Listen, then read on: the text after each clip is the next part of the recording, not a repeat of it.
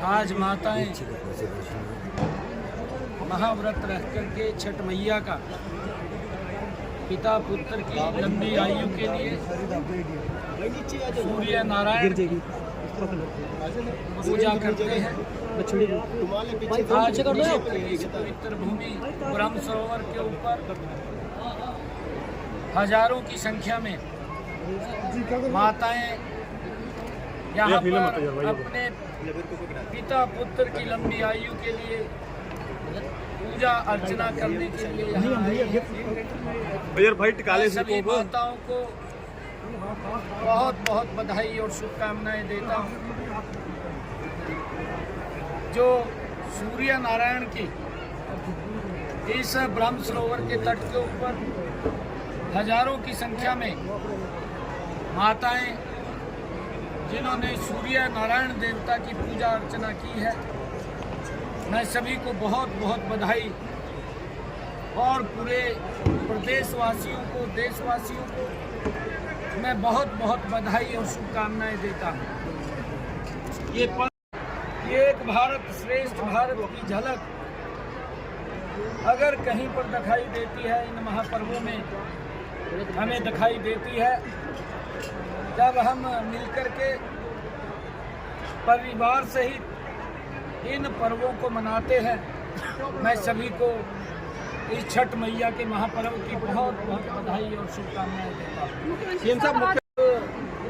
यही लाडवा क्षेत्र के अंदर था, चाहे यहाँ पर पेहवा से लेकर के यमुनानगर तक वो क्षेत्र बाईपास और लाडवा बाईपास होते हुए 4 लाइनिंग रोड बनाने का काम यहाँ पर होगा। उसकी भी पिछले दिनों मंजूरी आदरणीय गडकरी जी के नेतृत्व के अंदर वो हुई है। जो सड़कों का जाल आदरणीय नरेंद्र मोदी जी के नेतृत्व में देश के अंदर बिछा है, पूरा का पूरा देश इन सड़कों के जाल से बहुत नज़दीक एकजुट आया है। मैं इस क्योंकि जो और भी कई कामों की और लोगों का धन्यवाद मैंने किया है। और आज छठ मैया का महापर्व है। पहले मैं करनाल में गया हूँ।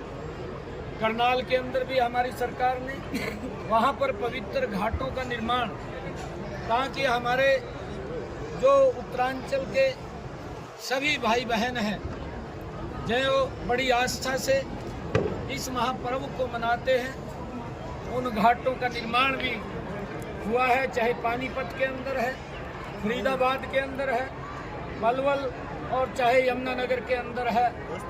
लगातार हमारी सरकार ने उन पवित्र घाटों का निर्माण करके लोगों की आस्था को और सशक्त मजबूत करने का ये काम किया है। मैं माननीय कोर्ट का आदेश जो भी होगा हमारे लिए सर्वोपरि है और माननीय कोर्ट जैसा भी आदेश वो देता है उसको देख करके लागू करना वो सरकार की जिम्मेवारी है।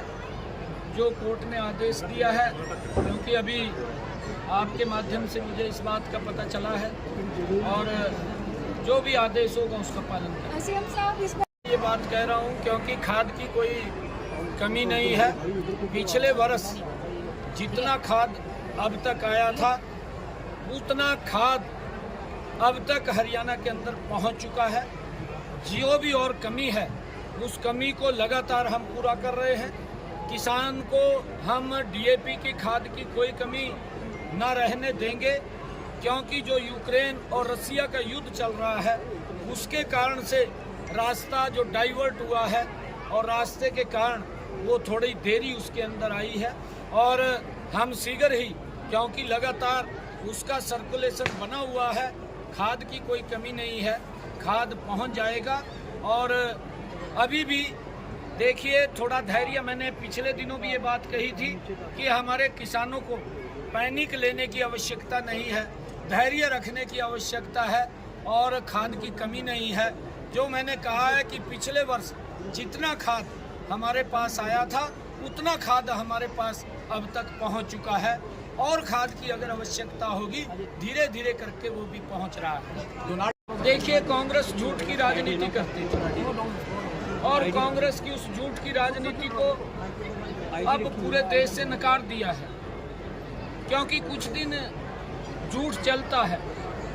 हमारे हरियाणा की एक कहावत है, मैं पहले भी इस बात को लगातार बोलता था, आपके माध्यम से भी मैंने बोली है कि काठ की हांडी है, एक बार चढ़ती है, बार बार नहीं चढ़ती। इनका झूठ थोड़ा तो चला, हिमाचल में चला, कर्नाटक में चला और तेलंगाना में चला, परंतु अब इनका झूठ चलने वाला नहीं है, क्योंकि इस झूठ की पराकाष्ठा तब लांगी गई, लोगों ने देखा जब लोकसभा के चुनाव में नरेंद्र मोदी जी इस देश को मजबूत करने के लिए दिन रात मेहनत कर रहे थे। ईमानदारी से इस देश को आगे बढ़ाने का काम आदरणीय नरेंद्र मोदी जी कर रहे थे।